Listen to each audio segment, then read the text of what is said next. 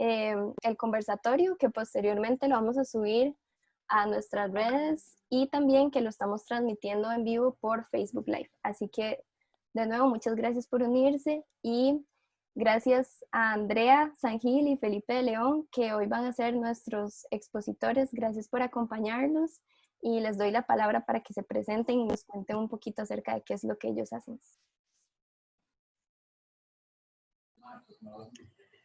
Bueno, buenas tardes. Mi nombre es Andrea Sangil León. Yo soy ingeniera ambiental y vengo trabajando en temas de sostenibilidad, cambio climático, política pública, etcétera, en los últimos 10 años, un poquito más.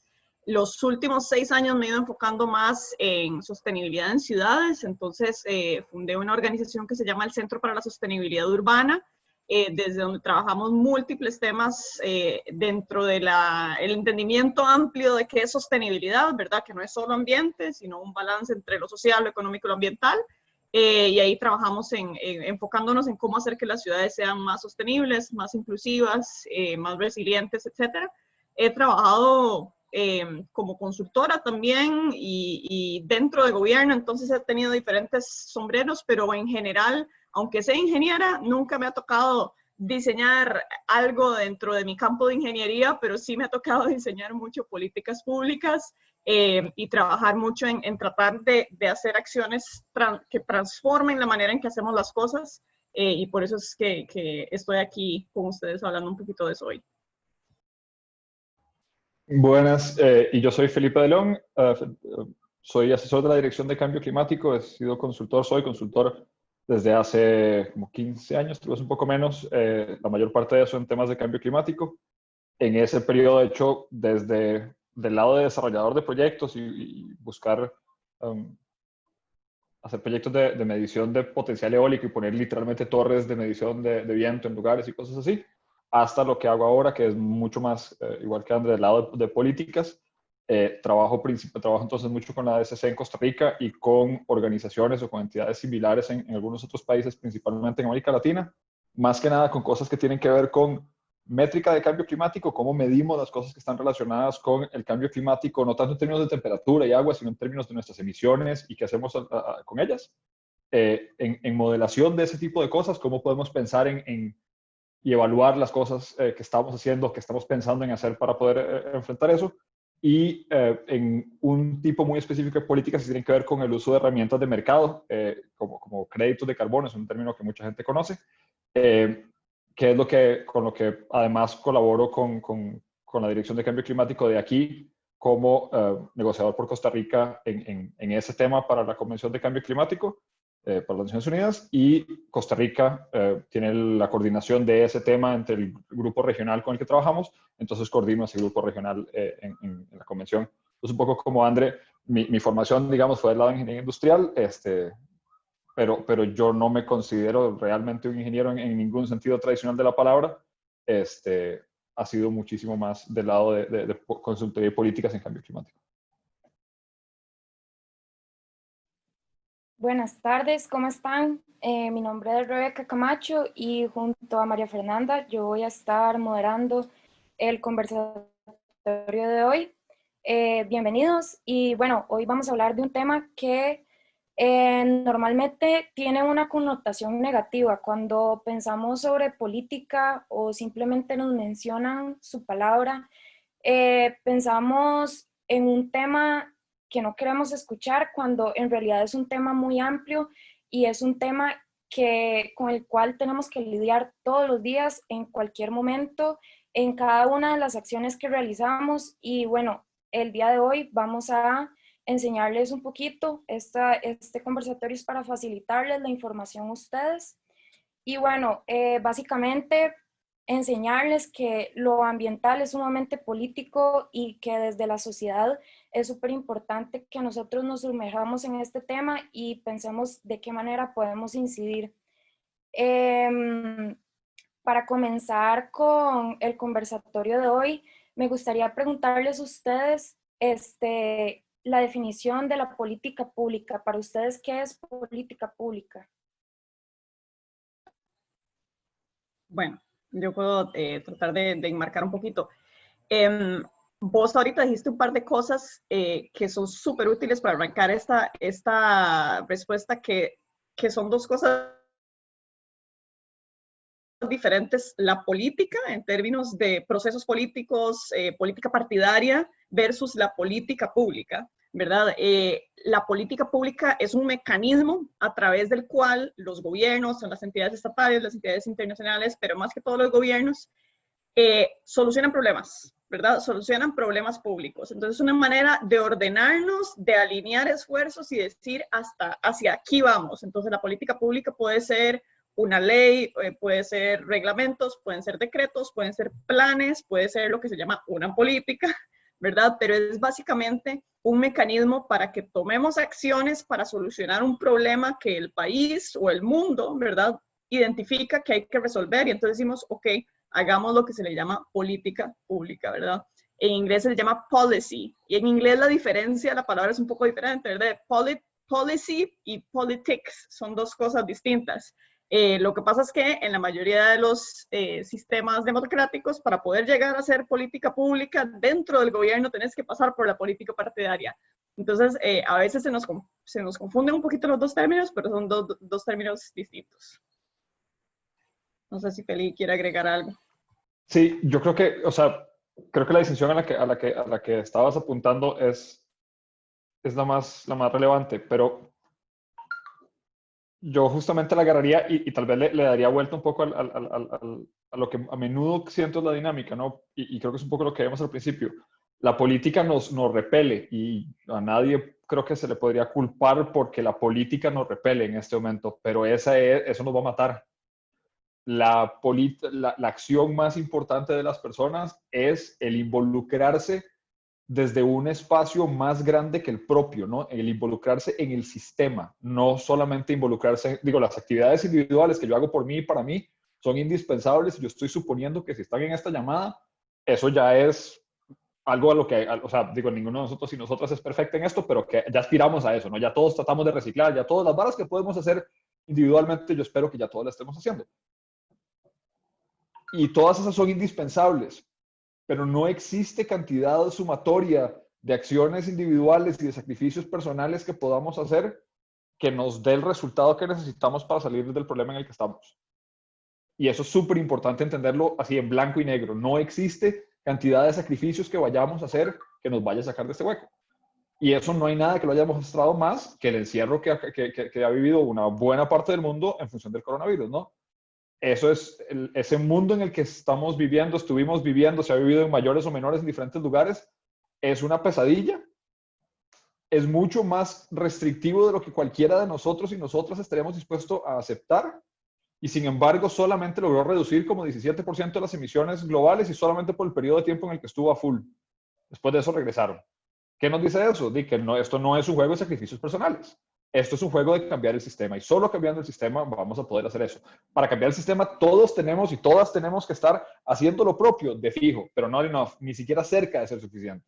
Entonces, si bien yo reconozco esa y entiendo y comparto en una buena medida esa casi que alergia que uno le está empezando a agarrar a la política o a los políticos y a todo lo que eso trae consigo, y tenemos que fijarnos en las políticas como cosas individuales y como cosas, la ley de tal o que si el tren, que si la sectorización, que si cada una de esas son una decisión de política independiente, y todas son muy importantes, pero no por eso podemos dejar de involucrarnos en la política más amplia y en participar de esa política más amplia de una o de otra forma, porque dependemos de ella para sobrevivir. A punta de esfuerzos individuales no salimos. Claro, me parece súper interesante porque ya yo creo que por naturaleza ya el ser humano es un ser político.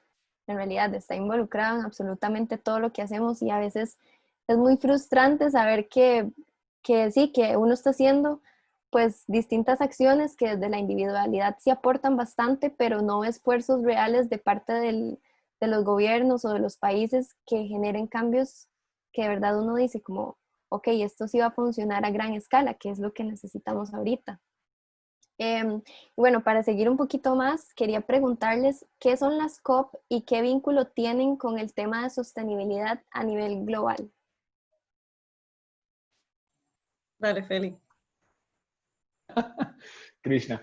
Las COP son, a ver, formalmente las COP son las conferencias de las partes. Hay COPs de un montón de cosas. Normalmente en nuestro espacio cuando hablamos de las COP es la COP, es la conferencia de las partes de la Convención Marco de las Naciones Unidas para el Cambio Climático. Este es el nombre completo y es donde se reúnen todos los países, los y las representantes de todos los países una vez al año, normalmente, hace 25 años más o menos, para discutir y ponerse de acuerdo sobre cómo abordar internacionalmente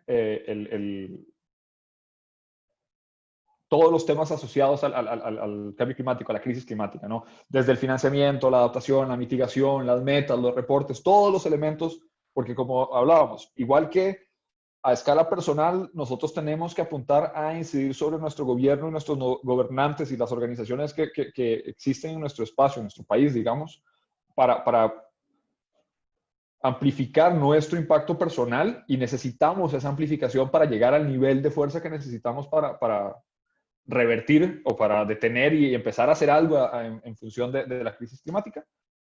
Aplica igual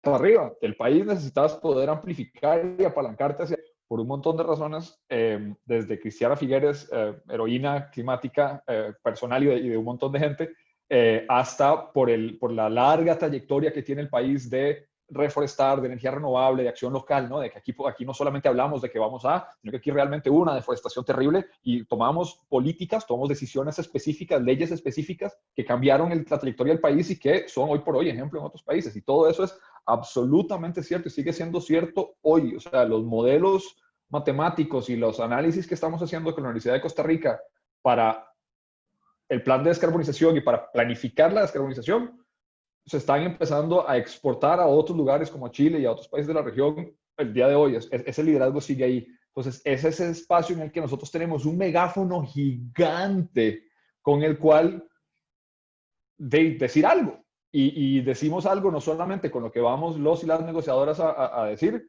y aquí es chivísima reconocer, y tengo que reconocer, o sea, Costa Rica tiene varios años de mandar a la COP una de las delegaciones más activas, más comúnmente reconocidas, que tiene el mayor porcentaje de participación femenina, que tiene los mayores porcentajes de participación ciudadana, que hace con un grupito muy, muy chiquitito de gente que se mata durante 6 a 8 semanas al año, que son estas sesiones, y que tiene unos impactos enormes. Entonces, eso es una COP, es una locura. Yo nada más quisiera agregar que así como hay COP del tema de cambio climático, hay COP del tema de biodiversidad. Entonces, por ejemplo, en el tema de biodiversidad, justamente este año es un súper momento clave porque había una serie de, o sea, lo que hacen estas COPs es que todo el mundo se sienta como a acordar cuál es la ruta de acción y cuáles son las metas y hacia dónde vamos a trabajar de aquí a 20 años, por ejemplo. Entonces, digamos, el marco de acción de todo el tema de biodiversidad y las metas que se han establecido vencían a 2020 y ahora se va a establecer de nuevo cuál es la hoja de ruta, ¿verdad? Y cuáles van a ser las nuevas metas y las nuevas líneas de acción. Mucho de esto usualmente no necesariamente es vinculante, ¿verdad? Entonces, nada más como guía y marcos y compromisos que países toman, pero cada vez se está volviendo más vinculante. En cambio climático, cada vez es más obligatorio, digamos, lo que los países asuman, pero el problema es que entonces es más difícil negociar y llegar a esos acuerdos, ¿verdad? Entonces, son espacios muy interesantes porque, considerando que todos estamos en el mismo planeta, ¿verdad? Si alguien por aquí hace las cosas mal, nos va a afectar por acá. Entonces, por eso es que estas COP son espacios importantes para tomar decisiones como para poner las reglas de juego, ¿verdad? De cómo vamos a ir avanzando hacia el futuro. Hay otros espacios de ese tipo en otros campos, por ejemplo, en el tema de género, en temas urbanos, que no necesariamente se llaman COP, pero que hacen más o menos lo mismo. En el 2016 fue el Hábitat, que es la conferencia de temas urbanos más grande, también bajo la sombrilla de Naciones Unidas, y se unen las partes y establecen una hoja de ruta, ¿verdad? También, entonces, en diferentes campos hay ese tipo de espacios, y a partir de ahí es donde cada país entonces hace sus propias políticas y de donde nos podemos guindar también si no estamos en el gobierno o si estamos en otros espacios o incluso sociedad civil en esos espacios tiene un rol súper fuerte, ¿verdad? Porque sociedad civil llega ahí a hacer presión y a hacer presión de, hey, a ver, ¿cómo es que no se van a comprometer a hacer esto o sean más ambiciosos? Y hemos visto que sociedad civil cada vez va teniendo un rol más fuerte, ¿verdad? Entonces, ahí es donde nosotros luego también volviendo a casa podemos decir, hey, ustedes fueron allá y se comprometieron a hacer esto y esto y esto. Y entonces ir haciendo una rendición de cuentas acá o proponiendo cosas. Decir, bueno, ustedes se comprometieron al ODS 11, ustedes se comprometieron al ODS 5. Yo les vengo a proponer que hagamos este cambio en este reglamento, que hagamos este plan o que hagamos este proyecto. Y así es como donde puedes hacer como una cascada desde niveles de política o de proyectos, pero que todo vaya alineado para que de las cosas que se hagan no sean solo ocurrencias porque a alguien le pareció bonito, sino que tengan sentido estratégico, no solo a nivel local, sino a nivel global. Exactamente. Según lo que entendemos, estas COP son lugares donde, bueno, son conferencias donde básicamente los países llegan a asumir un compromiso global, pero también es importante que nosotros como sociedad entendamos que es parte de la ciudadanía exigir que estas cosas se cumplan y no solo exigir, sino también involucrarnos desde distintas organizaciones para colaborar con esas partes y mostrar un poco de nuestra opinión y nuestras ideas. Para ustedes, ¿cuáles creen o consideran que han sido los momentos claves y aciertos en políticas ambientales en nuestro país?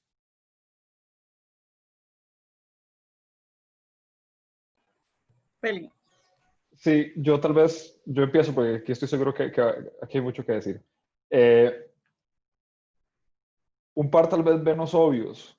Evidentemente el establecimiento de nuestro sistema de seguridad social, en mi opinión, es una de las acciones climáticas más importantes que ha hecho Costa Rica en la historia y que a menudo no se ve así, porque a menudo enmarcamos esto como una problemática ambiental y no como la problemática de sistema, de modelo de desarrollo, ¿no? De sistema más amplio en el que nos desarrollamos, que realmente tiene impactos ambientales y el límite contra el que estamos topando es ambiental, es geofísico, pero no estamos topando contra ese límite por una variable fundamentalmente ambiental de nuestro lado, sino por nuestro comportamiento y por lo que somos. Y entonces el tener un sistema de seguridad social como el que tenemos nos permite tener la movilidad social que es, en mi opinión, indispensable para el tipo de transición que vamos a tener que hacer en la cantidad de tiempo que vamos a tener que hacerlo, porque como casi todo con el cambio climático, lo complicado no es lo que queremos lograr, es la cantidad, o lo complicado no es el cambio que se nos viene, es la cantidad de tiempo en la que va a pasar. El cambio climático no es grave porque sea un grado en sí mismo no significa nada, pero un grado en escalas planetarias en unas cuantas décadas es un montón.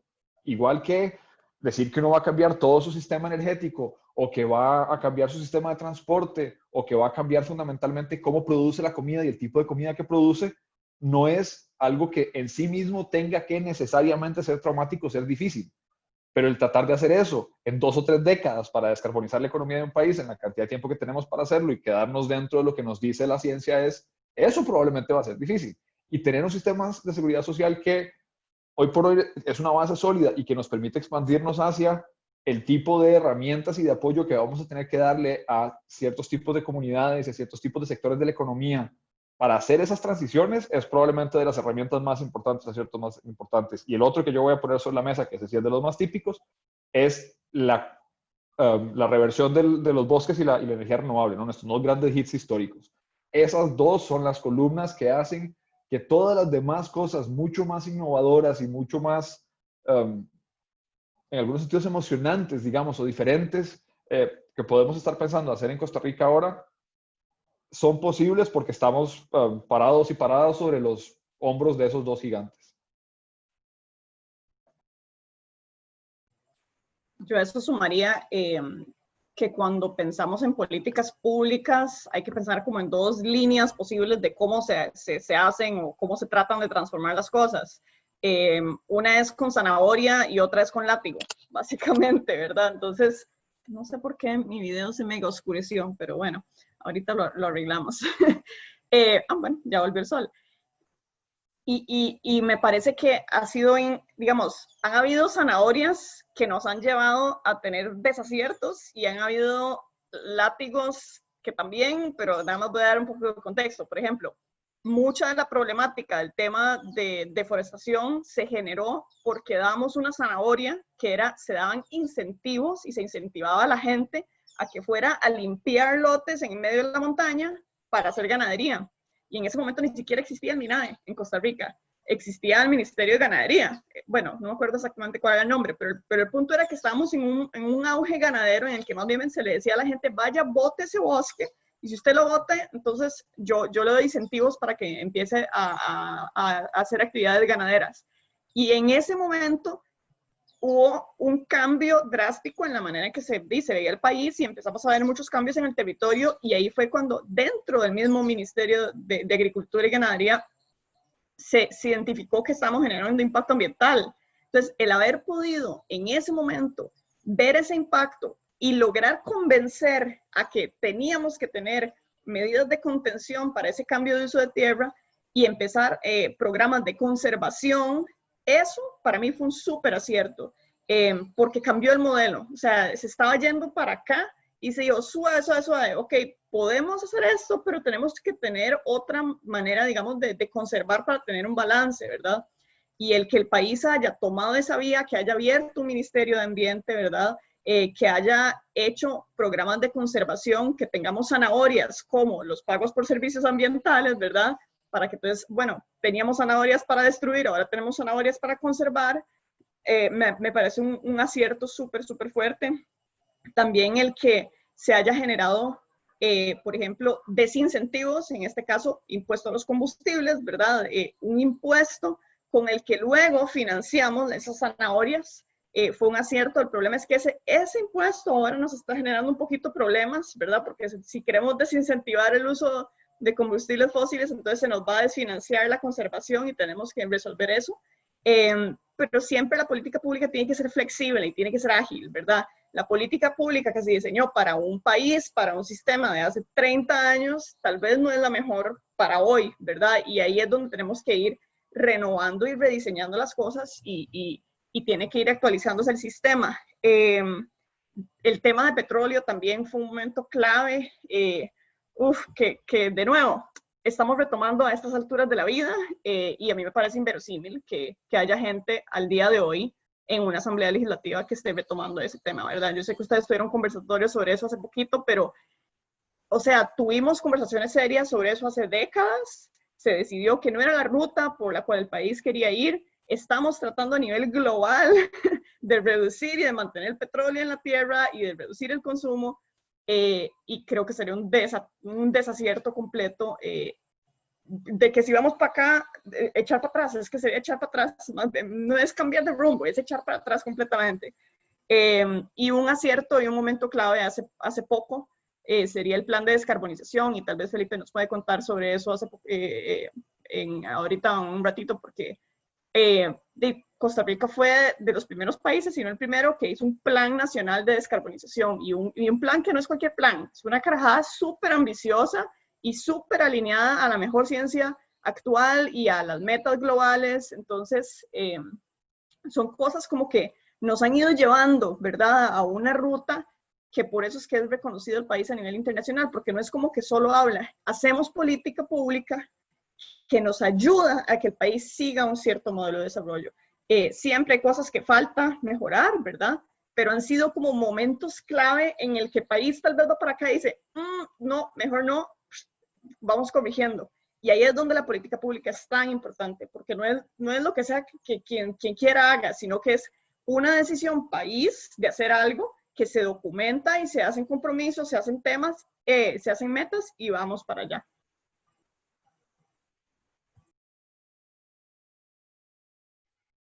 Claro, y me parece muy interesante porque Bueno, ahora que estamos hablando de los aciertos que ha tenido Costa Rica, pues siempre hay dos caras de la moneda, ¿verdad? Entonces, más bien, ¿qué creen ustedes que han sido las cosas en las que el país ha fallado en cuanto a temas de políticas públicas? Yo hablaría más como de ausencia de, a mí me parece que, y justamente por eso fue que yo me metí en el tema urbano, ¿verdad? Yo venía de todo el mundillo ambiental y de repente me empecé a dar cuenta que hablábamos de sostenibilidad, pero solo nos quedamos en lo verde, ¿verdad? Costa Rica había hecho sostenibilidad muy bien en la parte de conservación y los bosques y la biodiversidad, algunas cosas, ¿verdad? Todavía nos faltan muchos temas, pero es más que todo lo verde. Tal vez en la agenda azul estábamos todavía un poquito cojos, ¿verdad? Como que la cosa, no, todavía faltan muchas cosas. En la agenda gris, ¿verdad? El tema de ciudades, había una ausencia de política pública y de mejora impresionante, ¿verdad? Es como invertimos todo en la parte verde, pero la gente no vive en los parques nacionales, la gente no produce en los parques nacionales, la gente no trabaja en los parques nacionales en la mayoría de los casos. Entonces, hay una ausencia muy, muy fuerte de políticas públicas para que las ciudades sean sostenibles. Incluso de cómo deben ser las ciudades costarricenses. O sea, no hay una estrategia. Bueno, el INBU recientemente sacó un plan estratégico por ahí. O sea, hasta ahorita se está empezando a ver un poco de alineamiento y de diseño de políticas y estrategias para ordenar eso, ¿verdad? Pero era una deuda, es una deuda de décadas, considerando que más de la mitad de la población hoy vive en zonas urbanas en Costa Rica. Eso por un lado, y le dejo a Felipe por si quiere sumar otras cosas. Y es porque es lo que más trabajo. Estoy segura que hay muchas deudas en muchos otros campos, pero para no hablar de Yo lo que no creo sé. que esa es una deuda grande, la que señalaste, creo que es una de las deudas más grandes, en mi opinión, porque además es de las deudas que le pega la calidad de vida directa diaria de más del 50% de la población nacional. Entonces, por mí ahí le diste a un clavo grande en la cabeza. Esa es una pregunta complicada que hacerme a mí porque de alguna forma tengo opiniones sobre, creo que tal vez un poco lo mismo que le pasa, tengo opiniones sobre medio millón de cosas. Pero yo lo haría tal vez de dos en particular. No somos muy buenos compartiendo información, ni para adentro entre las instituciones, ni para afuera con el público en general. Y estamos viendo algunas de las dificultades o de las complicaciones en las que nos pone eso, creo, en el último año o par de años, yo no, sin entrar en detalles complicados, pero el tema de la OPAD es un tema de cómo manejamos o no manejamos y qué información manejamos y la falta de claridad sobre qué y cómo y cuándo, independientemente de lo que uno opine o deje de opinar de los detalles de ese caso en particular, es un caso que si hubiera más claridad sobre cómo hacemos y si hubiera mejores sistemas para compartir la información, para la toma de decisiones, que es indispensable, porque unas cosas que en general a Costa Rica le ha ido bien, yo creo, y me parece que lo dijo alguno de los o las jerarcas en alguna de las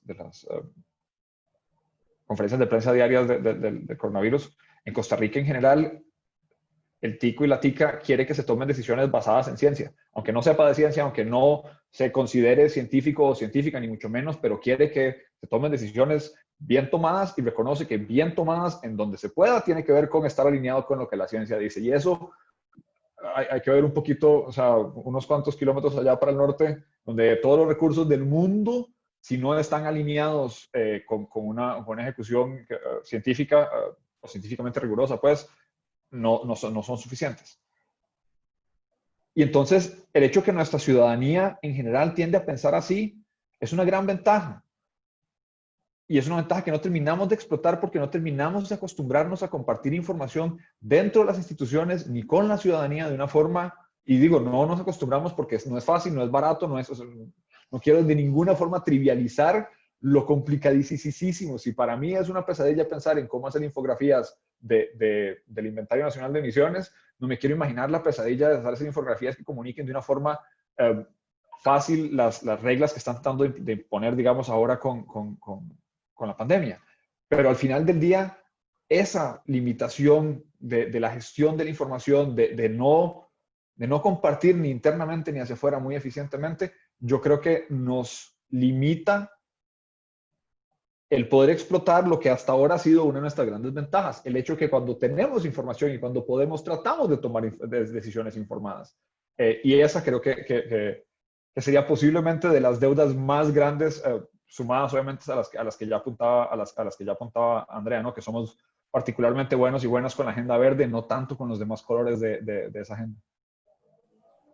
Tal vez también como para agregar una cosita más, otra cosa que nos ha faltado es como el tema de integración, no solo entre los colores de la sostenibilidad, sino, bueno, sí, entre los colores de la sostenibilidad. O sea, si pensamos en sostenibilidad, a mí me encanta usar la idea de los diferentes colores que se ilustra súper bien con los ODS, ¿verdad? O sea, los ODS no son solo verde. Los ODS tienen género, los ODS tienen productividad, los ODS tienen pobreza, los ODS tienen diferentes, digamos, componentes. Y nos pasa que escogemos un ODS y con eso nos vamos de jupa, ¿verdad? Y como que nos fuimos ahí y se nos olvida que hay que integrar, porque la sostenibilidad es multidimensional. Y nos pasa a veces eso con la política pública, ¿verdad?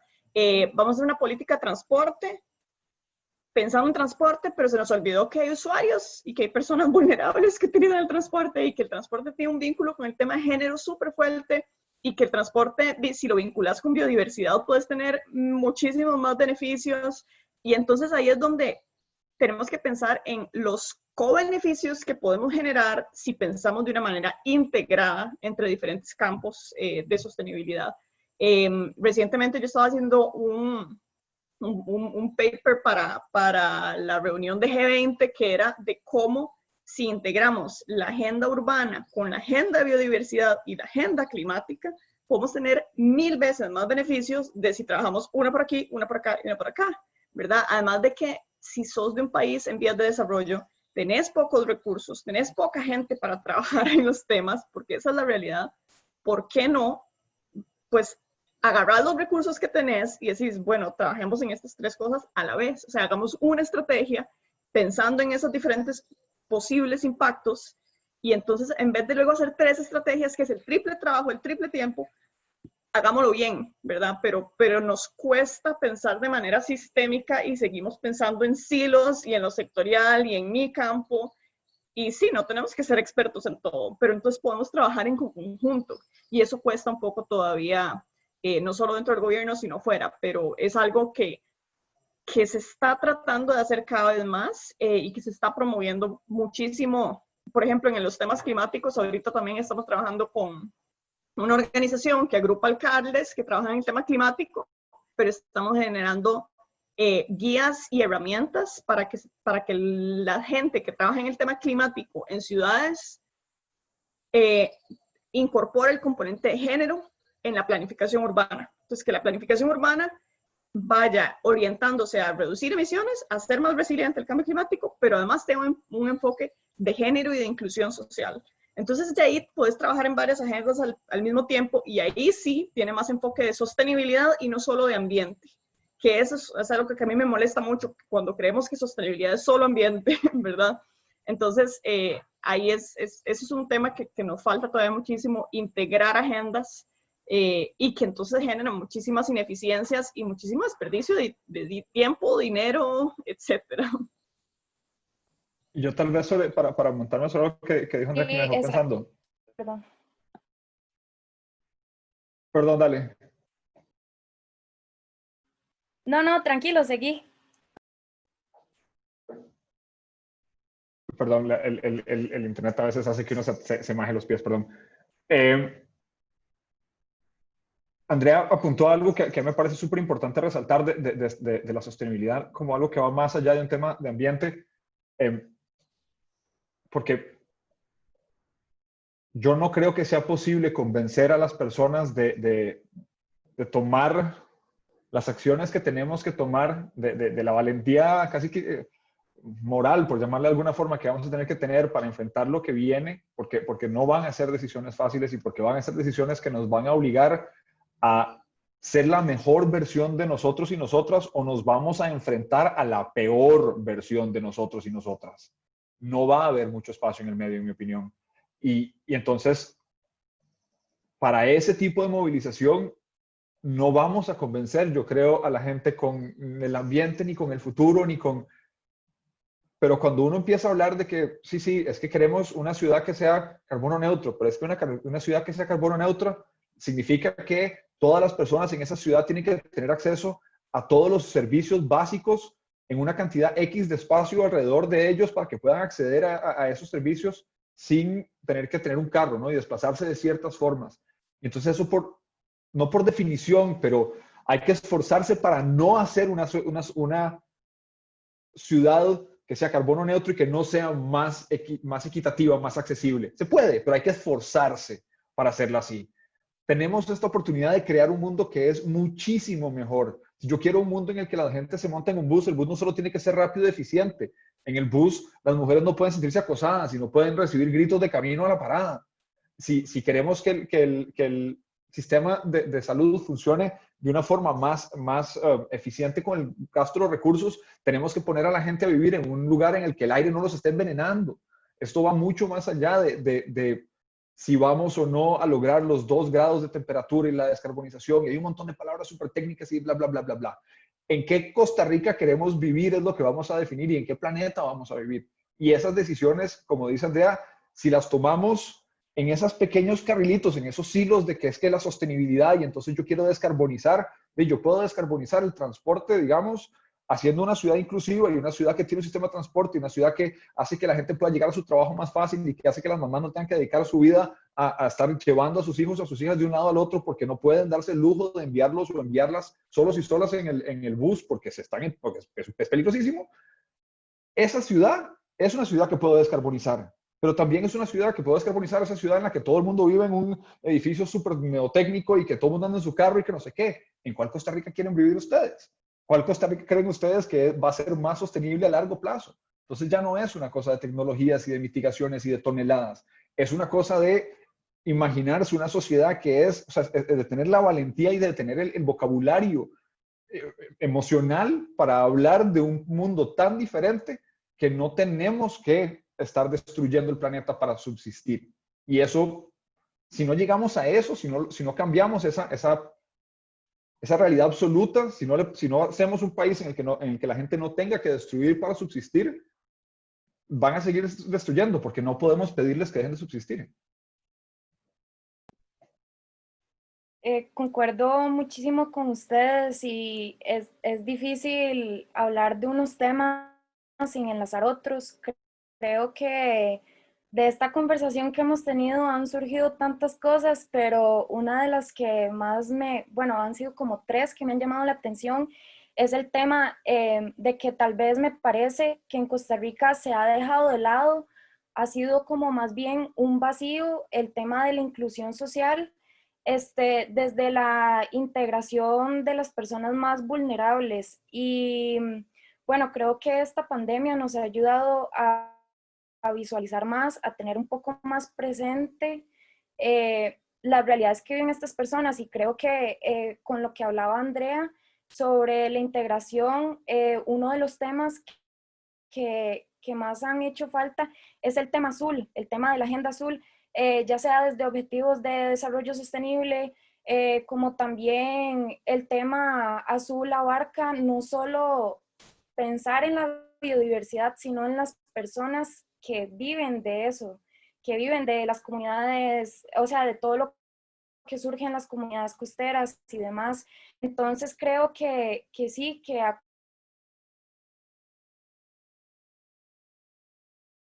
Costa Rica le ha faltado rurales, cómo estas se desenvuelven o cuáles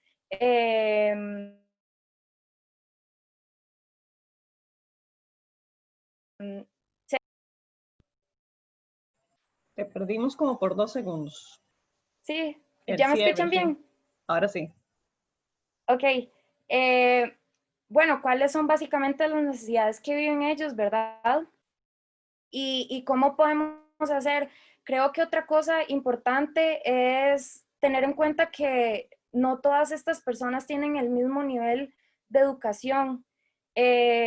Y con lo que hablaba Andrea y Felipe sobre comunicar mejor, me gustaría saber qué piensan ustedes sobre la ratificación del Acuerdo de Escazú, porque la ratificación del Acuerdo de Escazú, una de las cosas que menciona es asegurar el acceso a la información, comunicar mejor de manera que llegue a todas las personas por igual, de manera que nosotros podamos involucrarnos mejor en los procesos que van a llegar a asegurar una sostenibilidad de nuestro país.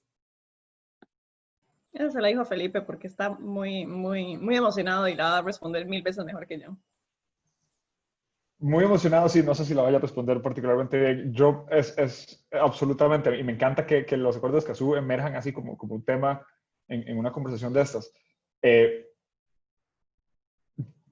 Digo, para mí es casi inconcebible que no hayamos ratificado todavía, básicamente. Es desafortunadamente cierto que los procesos legislativos son lentos por naturaleza, hasta con las cosas que nosotros queremos, digamos. Digo, se llaman los acuerdos de Escazú por una razón bien específica, obviamente. Y eso es lo que es, y obviamente todo ha sido más difícil y más lento con la pandemia y lo demás, pero sí, yo creo que es indispensable que ratifiquemos, es indispensable que nos pongamos esa camiseta, digamos, y no nos la quitemos de encima. La cantidad de defensores y defensoras del planeta que han muerto en los últimos años es trágica, es la única palabra creo que se le puede aplicar, es criminal, tal vez es otra que podría aplicar bastante bien. Y es indispensable empezar a crear mejores herramientas para defender a estas personas. Es indispensable empezar a crear mejores herramientas para que las comunidades puedan discernir mejor lo que realmente les interesa, ¿no? Porque muchos de estos temas son súper complicados. O sea, yo he dedicado básicamente toda mi vida adulta a entender una faceta de uno de estos temas en particular relativamente bien, y ahí vamos. Pero para poder entender qué es lo que va a tener de impacto un proyecto en mi comunidad que va a obligar a que se cierre una empresa, pero va a abrir la posibilidad de empleos en otra o sea, realmente que una comunidad esté informada sobre lo que significa un proyecto, especialmente un proyecto de infraestructura grande, ¿no? Obviamente no estamos hablando de abrir una repostería, pero vas a poner una planta hidroeléctrica en mi zona, eso tiene un impacto, y algunos son impactos maravillosos, pero algunos no tanto. Y tenemos que estar seguros y seguras de que el camino al infierno no esté lleno de buenas intenciones, de que no estemos dejando comunidades perdidas, que no estemos dejando sectores económicos perdidos, porque hay oportunidades en abundancia en este mejor mundo que podemos crear. Hay oportunidades económicas, hay oportunidades de mejoramiento personal, hay oportunidades en abundancia. Y esto, digo, solo para hacer la cuña super geeky, acaba de salir un reporte del BID sobre cómo con la descarbonización podrían crearse 15 millones de empleos netos, o sea, reemplazar todos los empleos que se van a perder y crear 15 millones de empleos adicionales al 2050 a través de la descarbonización. Y uno de los análisis que nosotros estamos haciendo dice que de 1,101 escenarios que nosotros validamos de Costa Rica en el futuro, o sea, nosotros corremos 1,101 Costa Ricas paralelas en el futuro y evaluamos nuestras políticas, las que podemos, en las que se prestan para ese tipo de análisis, en esos 1,101 futuros, y en esos 1,101 futuros, en el 100% de esos 1,101 futuros en nuestros análisis, la electricidad es más barata en el 2050 con un plan de descarbonización que sin un plan de descarbonización. Y ahorita, entonces, esos son documentos que ya salieron o que están saliendo en el futuro muy cercano y que le dan todas las robustez de todos los datos ñoños, y esa es la parte de mi vida que a mí me encanta y en la que podríamos entrar en otra conversación. Pero esa transformación depende fundamentalmente de que podamos compartir información de una forma efectiva, de que haya una obligación de que esa información se comparte de una forma efectiva y de que haya la suficiente protección para las personas que asumen desde los diferentes espacios la defensa de esa transformación. Y eso es, en esencia, lo que propone el Acuerdo de Escazú. Por lo menos así, o sea, y a mí me cuesta mucho entender quién podría no estar de acuerdo con eso. Entonces yo confío plenamente en que no estamos todavía ahí con la ratificación porque los procesos son lentos, pero que llegaremos pronto.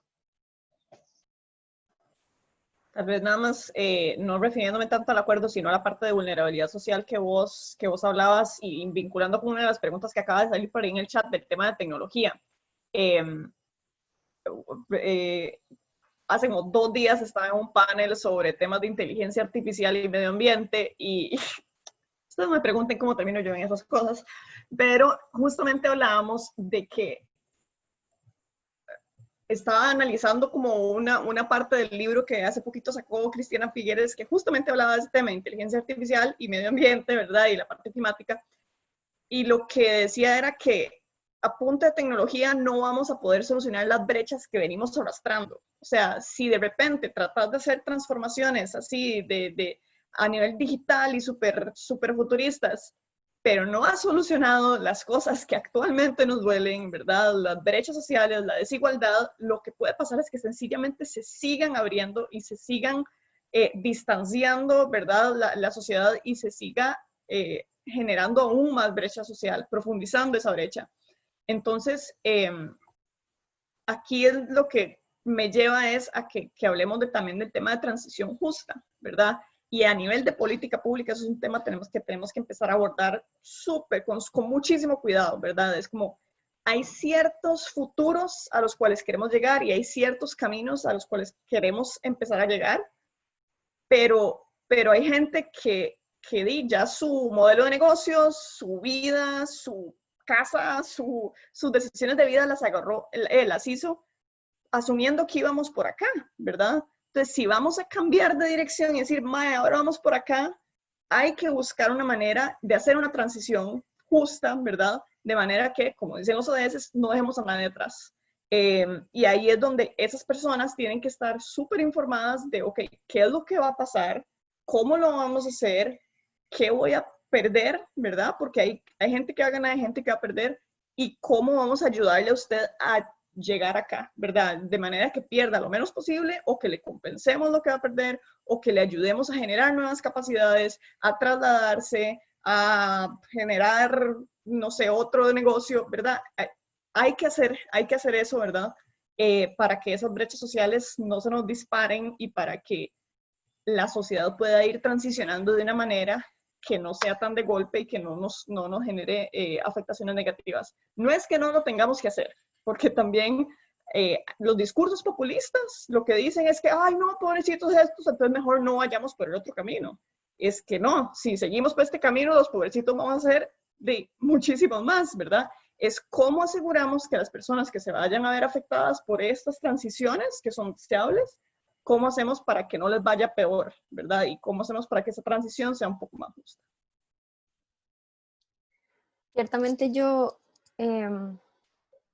concuerdo con lo que están diciendo porque en realidad para mí la verdadera sostenibilidad se alcanza cuando la mayoría de personas tienen condiciones justas para vivir. Entonces es imposible pensar en que queremos un cambio, pero facilitárselo solo a las personas que tienen los medios para llegar rápido a eso. Si más bien las que se están viendo más afectadas es como decirles, bueno, ustedes quédense rezagados porque igual no hay forma de sacarlos de eso que están viviendo porque es muy difícil y seguimos con las personas que sí pueden. Y creo que más bien eso, como dice Andrea, solamente hace que esas desigualdades sociales crezcan y crezcan y más bien pues complica todo el panorama. Ahora pasando a las preguntas que nos hicieron a través del formulario. La primera pregunta que tenemos es, ¿cuáles políticas públicas existen desde el enfoque educativo? Es decir, ¿existen políticas públicas que aseguren la sostenibilidad a futuro en ese ámbito? Siento que no estoy tan metida en el tema de educación como para poder responder esa pregunta. No sé si Felipe está un poco más empapado. Nosotros tenemos, a ver, en el plan de descarbonización hay unos elementos transversales y uno de ellos tiene que ver justamente con la parte de cultura y juventud, cultura y educación. Y dentro de eso estamos desarrollando varias cosas, algunas más directamente con el Ministerio de Educación, aunque admito que eso no es tanto en la parte en la que estoy yo más involucrado. Estoy más involucrado con las partes de comunicación y de creación de insumos, que uno de los públicos es efectivamente los y las educadoras, con el material que estamos haciendo, ¿no? Desde la Dirección de Cambio Climático, en el último año más o menos hemos venido haciendo un esfuerzo, incluyendo la contratación por primera vez de un equipo de comunicación que trabaja directamente con la dirección y que trabaja directamente con la información que tenemos para ir generando esos materiales que podamos facilitar para que en diferentes espacios, y algunos de esos, por ejemplo, como los espacios que facilita la organización que creó Andrea, el CPCU, que son educación en espacios no formales, ¿no? A través de diferentes charlas y de los chifrijos veganos, que lo que buscan es poner la información que nosotros estamos desarrollando en términos que sean accesibles a diferentes tipos de públicos y que sean útiles para diferentes tipos de entornos, digamos, de educación. Y sé que tenemos un track de trabajo. Si la persona que les pasó esa pregunta nos quiere compartir su información de contacto, yo con gusto le pongo en contacto con la persona que nos trabaja más de cerca de eso para que le dé una respuesta un poquito más completa que la puedo dar yo. Tal vez, es que yo entendí que era por el lado de como qué políticas educativas habían, pero si pensamos en el tema de sostenibilidad, tal vez sí puedo complementar un poco lo que decía Felipe. Es el tema de conversaciones climáticas, incluso lo habíamos empezado a trabajar en conjunto, un proyecto desde el centro que era como, ok, hablemos de cambio climático, pero de una manera muy sencilla, que no sea un curso, que no sea una charla como es académica, sino como sentémonos, tomamos una birra, comamos un chifrito vegano en un restaurante vegetariano que es la oficina del centro, y hablemos de esto, de cómo se come el cambio climático y hagamos todas las preguntas que hay y luego fuimos puliendo ese proceso y ahora se va a hacer algo muchísimo más, más diseñado, ¿verdad? Eso fue un asunto que hicimos en el marco de un foro de ciudades bajas en carbono que sucedió el año pasado y que fuimos nosotros los organizadores y dijimos, bueno, empecemos a generar estas conversaciones y el único requisito era que las personas no fueran expertas en cambio climático. Entonces era, ok, si no sabes del tema, te invito a esta charla y hablemos y conversemos y aprendamos un poquito más. Luego, otro tema que hemos venido haciendo desde el centro también es hacer charlas y capacitaciones y foros abiertos en todos los temas que consideramos que hay vacíos, ¿verdad? Entonces, de hecho, las primeras cosas que hicimos era hablar de ciudades y un tema que usualmente no estamos acostumbrados a ver sobre el tema de ciudades. Entonces era como ciudades y biodiversidad, ciudades y género, ciudades y innovación, y ciudades y bienestar, y fuimos empezando a tener esas conversaciones. También hemos empezado a desarrollar módulos de capacitación, ¿verdad? En temas que tal vez no encontramos en las universidades, pero que empezamos a desarrollarlos desde el centro. Y organizando congresos y cosillas así. Y una cosa que hemos empezado a hacer también es trabajar con universidades. Y que yo, cambiando de sombrero, en algún momento también estuve en el gobierno y empezamos a trabajar con las universidades porque hay ciertos temas a los que le queremos entrar, pero no hay formación profesional en el país para trabajarlo. Entonces, dependés o de que sigan viniendo consultores externos de otros países a hacer algo sin conocer el país, entonces muchas veces hasta plantean las cosas mal porque no conocen el país, ¿verdad? O tenés que volverles a hacer el trabajo. Felipe y yo conocemos eso muy bien porque nos ha tocado, digamos, corregir el trabajo de muchos consultores internacionales en diversas ocasiones. O de depender de las 3 o 4 personas que pudieron salir del país a aprender algo que aquí no generan nuestras universidades, y entonces es o solo la gente que tiene el privilegio y la plata de irse a estudiar, o la gente que se gana una beca. Eso no te alcanza con los dedos de las manos, ¿verdad? Para ciertas carreras, y decimos, bueno, queremos tener buen transporte. ¿Dónde está la carrera de planificación de transporte en este país? No existe. ¿Queremos planificar mejores ciudades? No existe. ¿Queremos especialistas en cambio climático? Hace unos años ni siquiera habían maestrías para especializarse en cambio climático. Entonces, ahí también desde el sector educativo tiene que haber de nuevo una integración, ¿verdad? Entonces decimos, ok, ¿cuáles son los desafíos de futuro del país y qué cosas todavía nos están doliendo? Y generemos esquemas y currículums educativos para prever, ¿verdad? En unos 5 o 10 años, ¿qué va a explotar para que no explote, ¿verdad? Porque no podemos depender de 3 personas, ¿verdad? Porque mentira que con eso vamos a resolucionar lo que pasa. Y nos pasa mucho también en ciertos sectores que la misma persona te viene haciendo los mismos estudios hace 30 años y solo lo que esa persona diga es lo que va. Entonces no podemos seguir así. Necesitamos producir la capacidad desde el país, aprovechando además el capital educativo que tenemos en este país, la calidad de universidades que tenemos, hacer que sean lo más flexibles posible para que puedan generar esos programas de especialización en temas del futuro, ¿verdad? Bueno, algunos son temas del pasado que no hemos logrado solventar, pero de los temas que nos faltan. Entonces, una reforma educativa en ciertos temas es súper importante. Hay muchas cosas que decimos, eso hay que meterlo desde el MEP, pero hay otras cosas que es un asunto de formación profesional y de tener profesionales técnicos a nivel de gobierno, en el sector privado, etcétera, para tener como país capacidad para atender esos temas.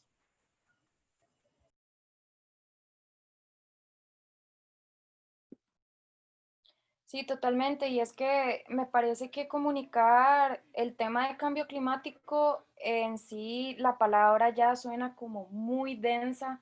Entonces, realmente creo que esta estrategia que han utilizado ustedes de sentarse y conversar y simplemente tener como un itinerario y dejar que la conversación fluya y tal vez ir, no sé, como llenando un poco de dudas que las personas suelen tener. Es una manera muy bonita también de informarnos sobre el cambio climático. Creo que la pregunta iba más relacionada como a políticas públicas en sí, como leyes que ya estén establecidas. Sin embargo, creo que ese también es un tema bastante amplio, complejo y necesario. Entonces, no se preocupen, lo que dijeron está súper bien. Creo que han sido maneras de comunicar muy, muy chivas y que también son demasiado funcionales, incluso más. Acá tenemos una pregunta que dice así: cuando se habla de políticas públicas y sostenibilidad, difícilmente se habla del manejo de las aguas residuales en el país. Sabemos que la IA construyó una mega planta de tratamiento que está ubicada en Los Tajos. Sin embargo, otros proyectos similares privados carecen totalmente de apoyo gubernamental. ¿A qué creen que se deba esto? Siendo el tratamiento de las aguas residuales un pilar sumamente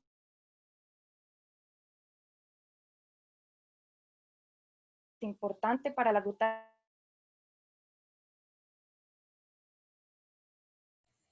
Volvimos a perderte en la última partecita. Pero voy a ir a revisar qué es lo que es. Ok. Vuelvo a hacer la pregunta. ¿Sí me escuchan bien? Estabas preguntando básicamente que por qué, o sea, la pregunta iba sobre la línea de por qué, a pesar de los tajos, por qué no había habido mejor aceptación de los esfuerzos privados para poner plantas privadas de tratamiento de agua. Eso me parece la pregunta, ¿cierto? Exactamente. Sí.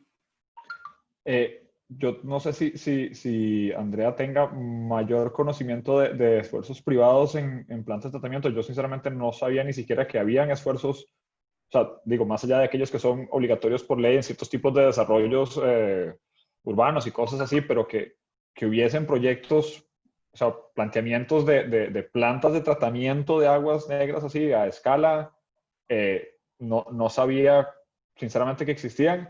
Se me ocurren varias complejidades logísticas y de gobernanza de por qué un proyecto de esos podría ser complicado, pero sinceramente no los conozco. Sí tendría que resaltar que efectivamente es un tema súper importante, no solo desde la perspectiva de cambio climático, sino desde una perspectiva de salud y de ambiente. O sea, digo, las aguas negras son un problema evidente y es un problema es una de esas partes de la agenda más amplia ambiental en las que no nos va particularmente bien. Es una de las cosas que está muy específicamente visibilizada. Yo tengo una línea específica en nuestros modelos que representa cuánto tenemos que mejorar en nuestro tratamiento de aguas como parte del plan de descarbonización. Entonces sí está muy encima en nuestro pensar, pero yo sinceramente no conozco detalles sobre proyectos privados de esa índole. No sé si André.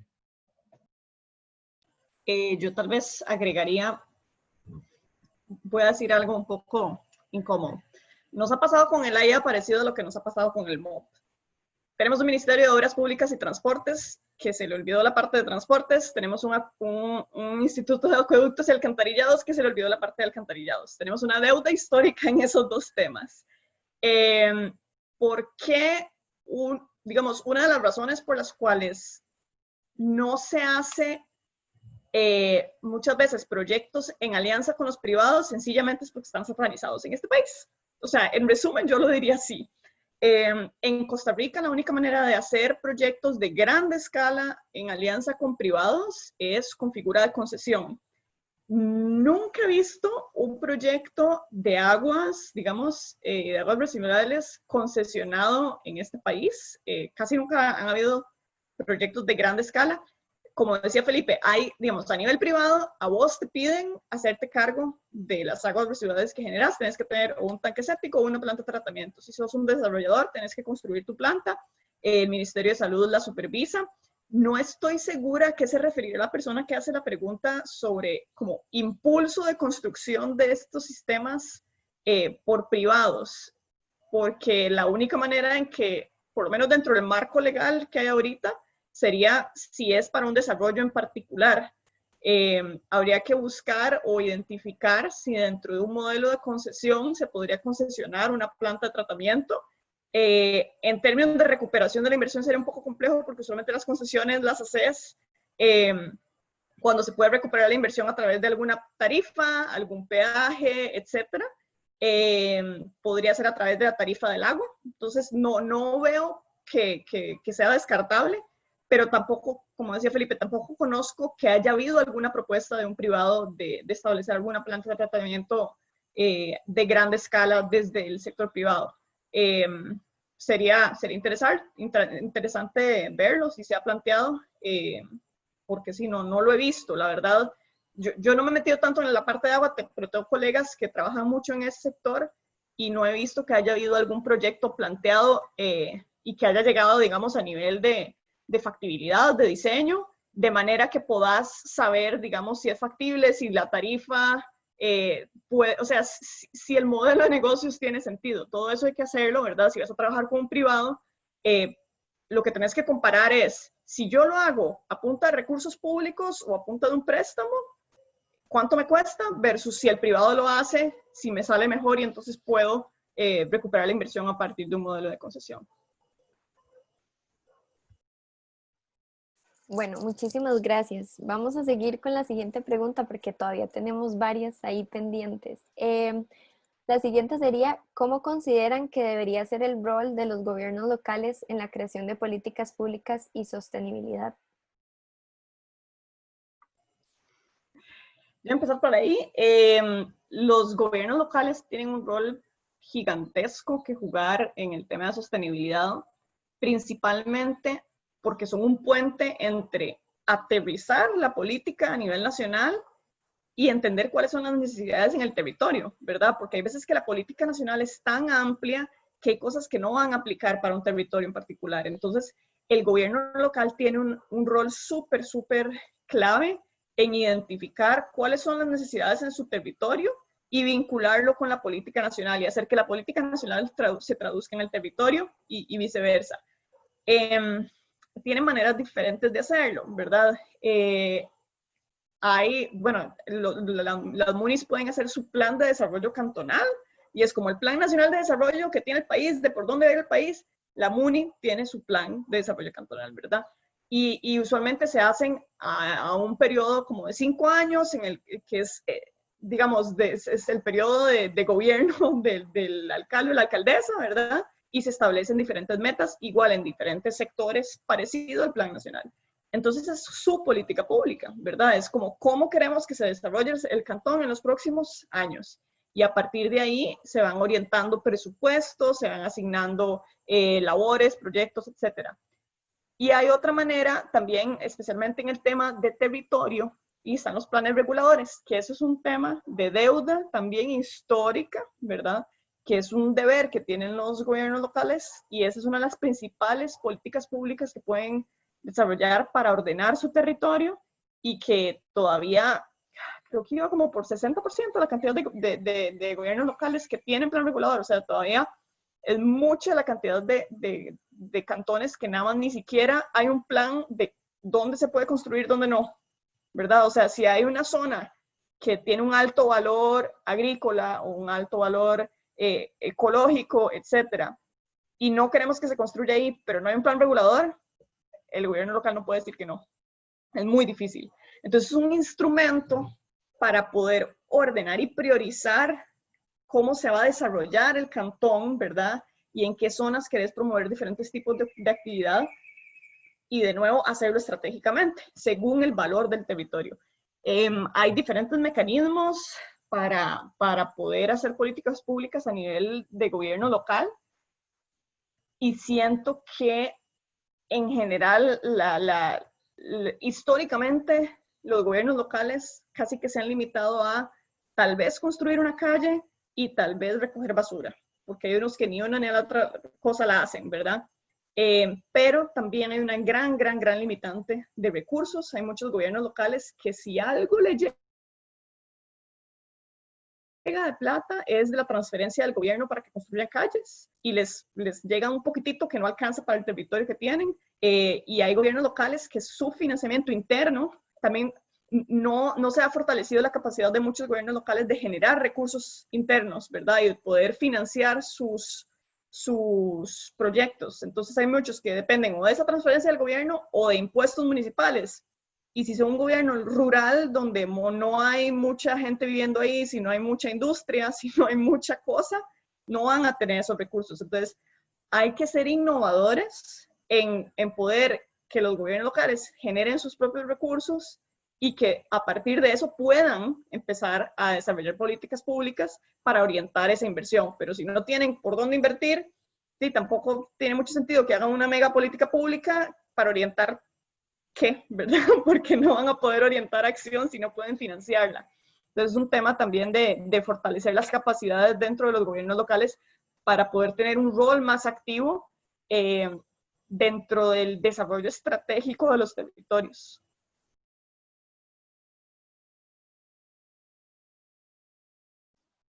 Yo realmente, después de Andrea, en un tema de desarrollo urbano, ni siquiera haría mucho el intento, especialmente sabiendo que hay más preguntas.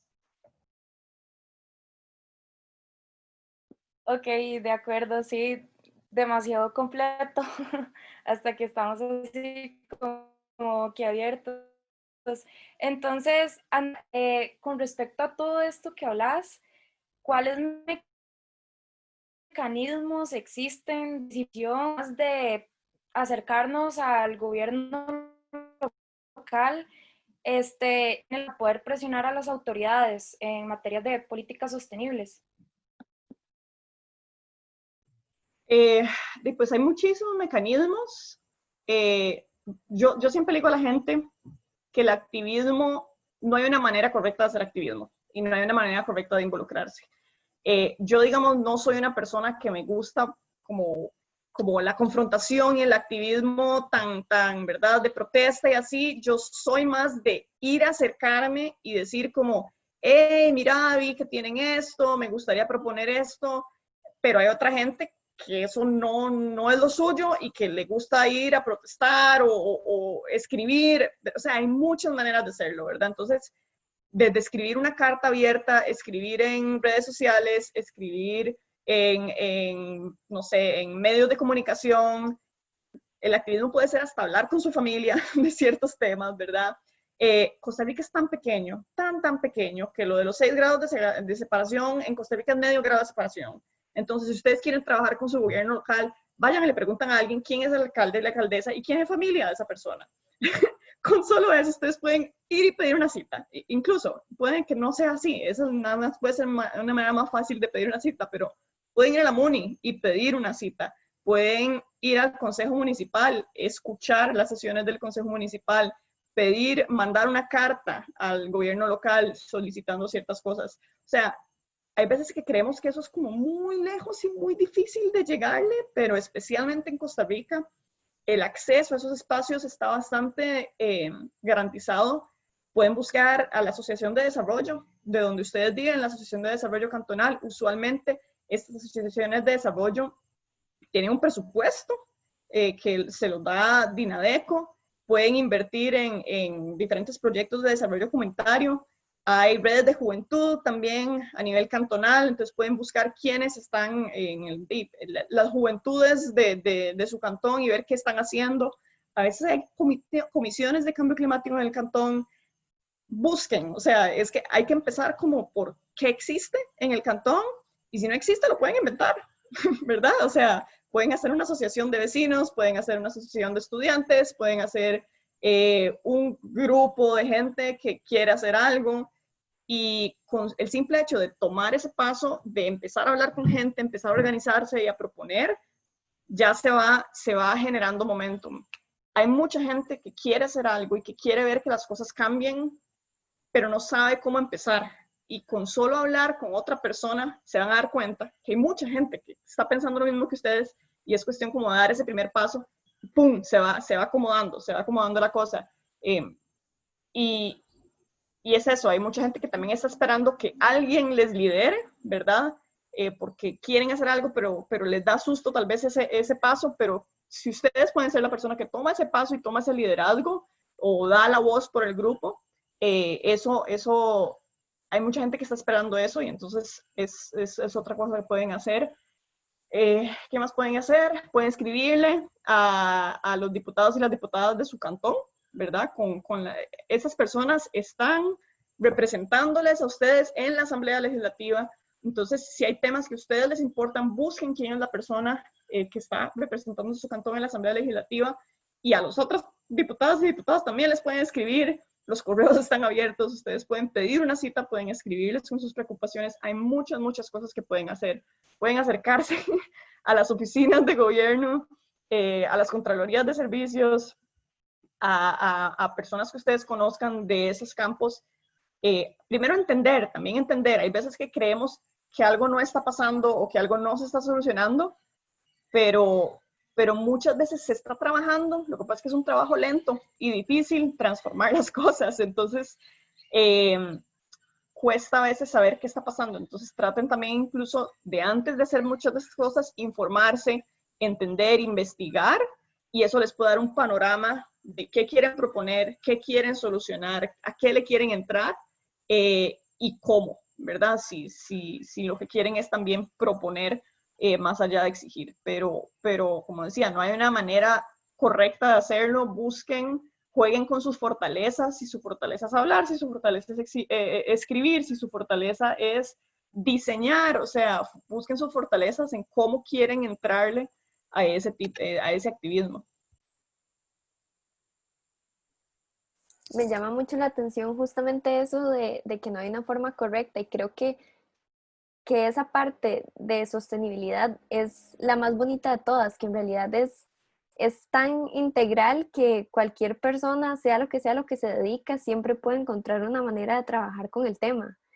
Y, y justamente, digamos, dar ese paso de decir, bueno, ¿qué está dentro de mis capacidades? ¿Qué puedo empezar a hacer yo? Ya con solo eso, ya es una forma súper grande de incidir, aunque uno a veces crea que no está haciendo mucho. Y también veo en el chat que Felipe puso que vayan a votar, entonces me gustaría también que hiciera un comentario al respecto, tal vez. Sí, yo sé que yo he puesto dos cosas en el chat. Una, hace un ratito, es un video de Jamie Margolin, que desafortunadamente solo lo encuentro en inglés. Pensé que estaba traducido en algún lado, subtitulado en algún lado, pero si le hacen al inglés, es cortito, son como 8 o 9 minutos. Es una chica alucinante y da una de las explicaciones más claras de cómo el colonialismo y el pasado y el racismo están íntimamente vinculados con el cambio climático y la crisis climática que estamos viviendo. Es, o sea, heroína personal, muy recomendado. Y el otro, sí, voten, por Dios. Y voten, yo sé que es súper aburrido, o sea, yo sé que es súper cliché y todo lo demás, pero hay pocos ejemplos más claros que los Estados Unidos de lo que pasa con un líder o con otro, ¿no? O sea, yo creo que es casi imposible, sería casi imposible, hubiera sido casi imposible para cualquier persona hace todavía 2 años imaginarse que íbamos a estar hablando de que Estados Unidos iba a ser el epicentro global de una pandemia, etcétera, etcétera, etcétera, y que íbamos a ver al país en muchos sentidos más poderoso, en términos materiales, sin absolutamente ninguna duda, más poderoso del mundo, ser categóricamente incapaz de controlar una cosa como esta. Que en buena teoría es justamente el tipo de cosas para las que un país con tanta plata puede, ¿no? O sea, compra los medicamentos, produce las cosas, hace las varas, eso es lo que hacen. Eso es un tema de liderazgo.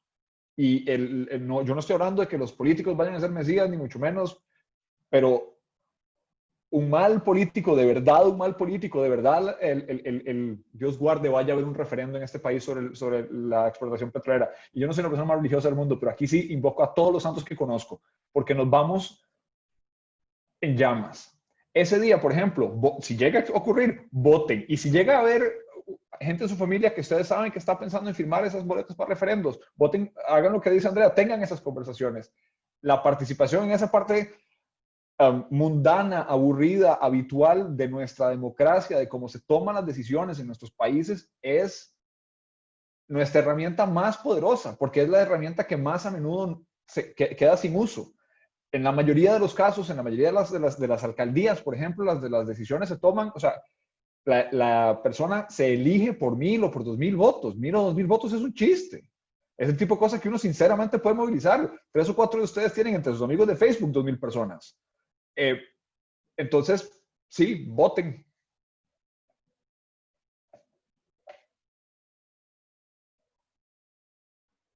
Genial, muchas gracias. Ahora vamos a pasar a las preguntas que están haciendo en el chat. Aquí la primera es de Jessica Quiroz y dice, con respecto a las políticas públicas, ¿cuál es la responsabilidad que tienen, por ejemplo, las instituciones públicas sobre el uso que hacen de materiales para llevar a cabo su edificación? Ok. Con eso lo que hay que entender, por un lado, es quién hace la edificación. Bueno, muchísimas de las instituciones públicas hoy alquilan edificios y no son dueñas de los edificios, entonces ahí hay como una limitante de qué tan sostenible puede ser el edificio. Hay de hecho un proyecto que es el de Ciudad Gobierno, que es de trasladar muchas de las instituciones a edificios propios. Y en realidad mucho de eso depende de cómo se hagan los carteles de licitación. Hay lineamientos de compras públicas sostenibles, no necesariamente edificaciones sostenibles. Sé que, por ejemplo, el MIBA iba a sacar pronto lineamientos de vivienda social con criterios de sostenibilidad. Creo que no los hay para edificaciones públicas. Hay una sección, una parte del MOP que es de edificaciones nacionales y que es básicamente como un departamento que diseña muchísimos de los edificios del país. Dudo mucho que tengan criterios de edificación sostenible, pero eso puede ser un tema que digamos que se proponga y se hable con ellos. Casi siempre depende mucho de la proveeduría y lamentablemente muchos de los carteles de licitación van por el lado de precio y a menos de que se incluyan los criterios de sostenibilidad y precio, usualmente se van a ir por lo más barato y lo más barato no siempre es lo más sostenible. Puede serlo, se puede diseñar desde acorde, pero si no lo pedís, es muy difícil que alguien lo oferte. Entonces, lo que habría que trabajar es como con las proveedurías de estas instituciones para que se incorporen esos criterios o crear una política pública de edificación pública sostenible, que hasta lo que tengo entendido no existe hasta el momento. Perfecto, muchas gracias. Yo desconocía totalmente sobre este tema y me parece bastante necesario. Una de las preguntas que vienen también en el chat es, ¿qué literatura recomiendan o consideran básica para desarrollarse en las consultorías ambientales enfocadas en manejo financiero sostenible? No sé exactamente qué se referirá con manejo financiero sostenible. Feli, no sé si tenés alguna recomendación. A ver, yo últimamente he leído un par de cosas que me parece que cualquier persona que quiere trabajar en el espacio de la sostenibilidad y especialmente donde se interseca con la parte de finanzas, haría bien en leer. Uno se llama Donor Economics de Krishna. No sé, pero de fijo Google sabe. Donor Economics, que habla justamente de eso, ¿no? De la economía como una gran cosa y de cómo entendemos la economía. Y a mí me hizo, digamos, hay cosas que están en la teoría de la economía que nos afectan a todos y a todas y que ni siquiera habiendo pasado un par de cursos de economía como me tocó a mí en algún momento, necesariamente son muy evidentes. Hay uno que a mí se me pegó que se llama la curva de Kuznets, que tenía que ver con el crecimiento de la desigualdad y que eventualmente o sea, que básicamente se creía que los países primero tienen que tener un crecimiento en la desigualdad para luego tener para que la desigualdad luego se reduzca. Básicamente, los ricos se van a hacer muy ricos y luego todos van a ser tan ricos que todos vamos a ser ricos. Esa es un poco la idea de la curva de Kuznets. Que cuando uno se la dicen suena como una locura.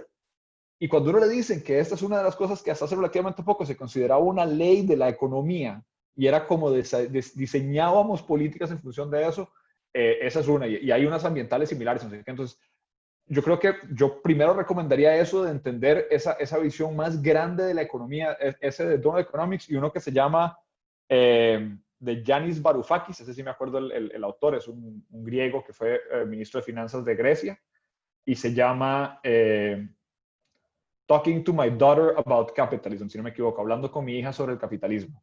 Y es un libro chiquitito, cortito, igual, que le explica a uno cómo funciona el sistema en sus grandes bloques. Y ya de ahí hay unas cuantas cosas que sí son bien interesantes, por lo menos en el campo del cambio climático se está abriendo mucho espacio en lo que tiene que ver con analizar el riesgo de las instituciones financieras relacionado con el cambio climático. Entonces, una institución financiera, un banco, por ejemplo, tiene un portafolio de inversiones, ¿no? Ellos le dieron unos préstamos a cierta gente para hacer qué sé yo, para construir unas casas en la playa, y a otra gente para construir una fábrica de carros, y a otra gente para construir una fábrica de sombrillas. Esos tres negocios o esas tres inversiones que hizo ese banco tienen un perfil de riesgo diferente ante el cambio climático, ¿no? Si yo puse casas en la playa y esas casas están muy cerca de la orilla, esas casas probablemente están expuestas a el levantamiento en el nivel del mar.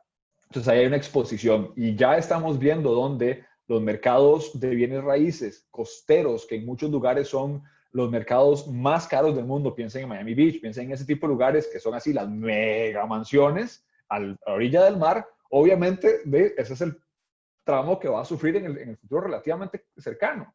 Y entonces cuando uno piensa que el préstamo para esa casa es de 20 años o más, entonces esa casa dentro de 20 años ya estamos hablando del 2040, esa casa ya va a empezar a inundarse posiblemente.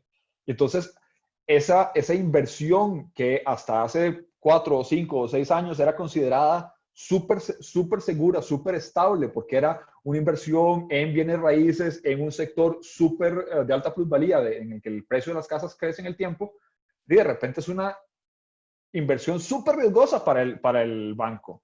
O invertir en una fábrica de carros o en una expansión petrolera, en este momento de la economía es económicamente insensato, es económicamente irracional, es una pésima idea desde un punto de vista netamente financiero.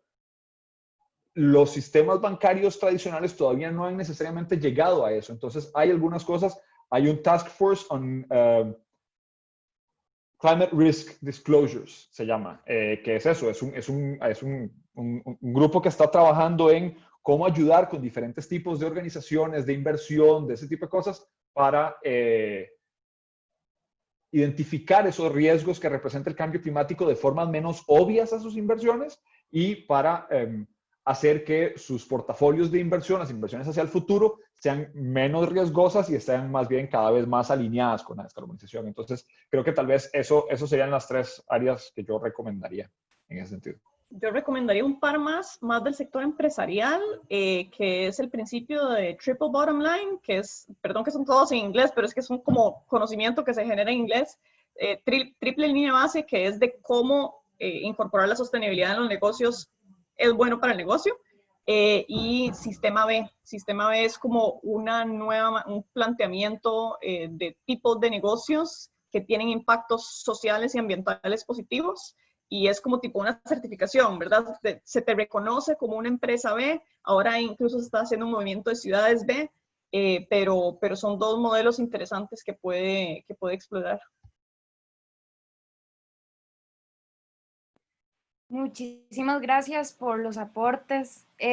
Son bastantes, entonces, bueno, yo creo que quedó respondida la pregunta. Antes de irnos, porque ya se nos acabó el tiempo, queremos agradecerles de parte de Greenwolf por este espacio tan enriquecedor, por facilitarnos toda la información que ustedes han obtenido durante todas sus experiencias y años de formación. Y bueno, me gustaría saber si tienen algún comentario final que decirle a las personas.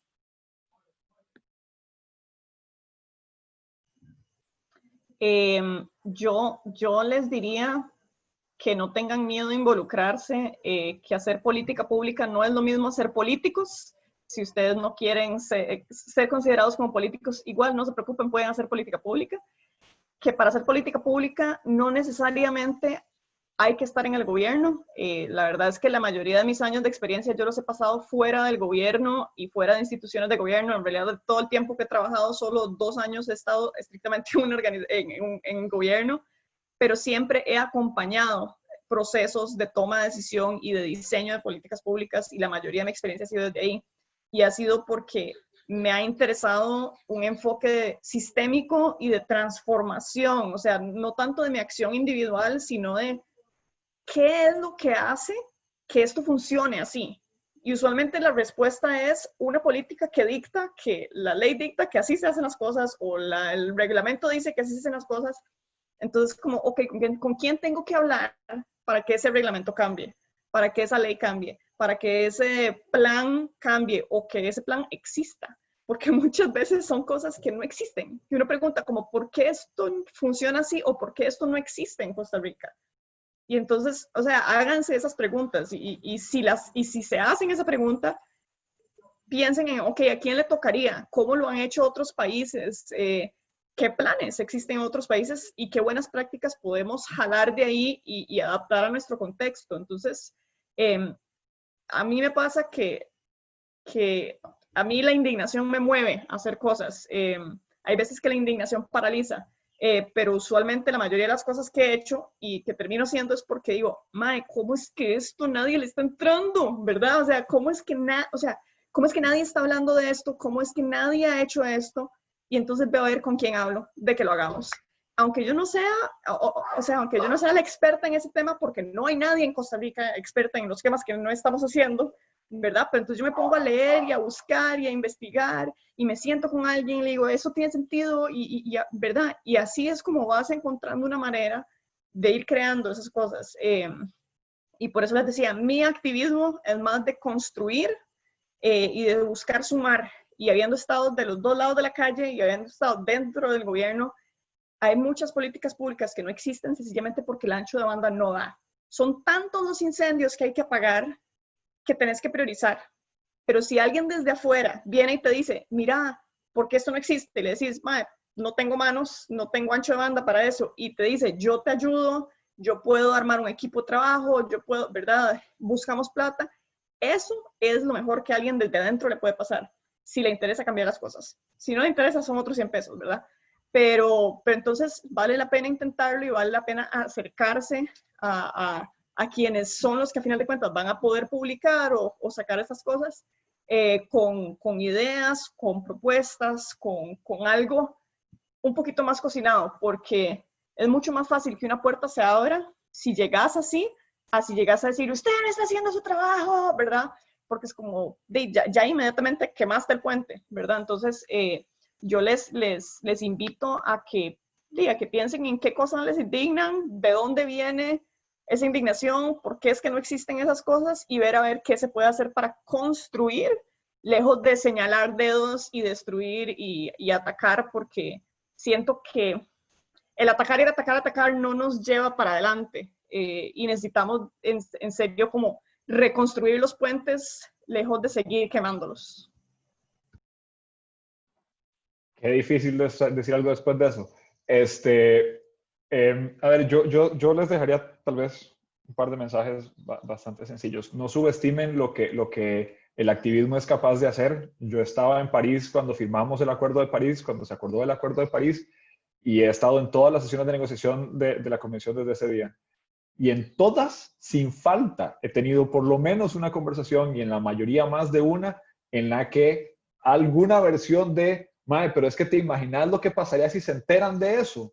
cambió la trayectoria de una conversación, de una negociación, de una decisión que se iba o no se iba a tomar. Entonces, no subestimen el valor no dejen que les digan que no hace una diferencia, porque se los están diciendo para que dejen de tratar, no porque no hace una diferencia. Entonces, por favor, no dejen que les digan que el activismo no hace una diferencia. Esa sería la primera. Volvería a lo que dije hace un rato. Es indispensable que hagamos lo que nos toca, pero tenemos que empezar a pensar en cómo hacemos para que esto vaya más allá de lo nuestro, cómo pensamos en el sistema, cómo trascendemos lo que es lo que yo puedo hacer. Más vale que estén reciclando, más vale que estén recogiendo la basura cuando se la topan en la calle. Y entonces, ¿qué más? Porque si estamos diciendo que eso es lo mínimo, claramente, y nos reconocemos como activistas, no puede ser que estemos haciendo lo mínimo. Esa sería la segunda. Y la tercera, muy asociada a la indignación de Andrea, porque a mí también la indignación y la cólera me mueven a veces en la dirección equivocada, desafortunadamente, pero me mueven. Y en una de esas encontré un experimento, un experimento mental, digamos, que me pareció muy útil, que se llama el velo de la ignorancia.